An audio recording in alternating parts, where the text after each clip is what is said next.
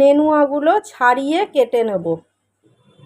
নেনুয়াগুলোকে কেটে ধুয়ে পরিষ্কার করে নিয়েছি। এবার শুকনো কড়াতে এটা দিয়ে দেবো। এবার এর মধ্যে নুন দিয়ে দিলাম। 2 মিনিট একটু ঢাকা দিয়ে দেবো। এবার ঢাকাটা খুলে নিলাম। এই নেনুয়া দিয়ে এত জল বেরিয়েছে, এবার এই জলটা আমি ছেঁকে নেব। 5 ফোড়ন দিয়ে দিলাম, পেঁয়াজ দিলাম, কাঁচা লঙ্কা দিলাম, পোস্ত দিলাম, 1 চামচ চাল মগজ দিলাম।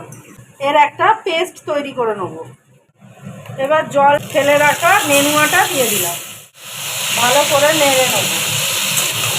হলুদ দিয়ে দিলাম, আগে নুন দিয়েছিলাম তাই অল্প করে নুন দিয়ে দিলাম। এবার পোস্তর পেস্টটা এতে দিয়ে দেবো, ভালো করে এবার নেড়ে নেব। একটু ভাজা ভাজা করে নিলাম, তৈরি করে নিলাম নেনুয়া পোস্ত। এবার এটা নামিয়ে নেব।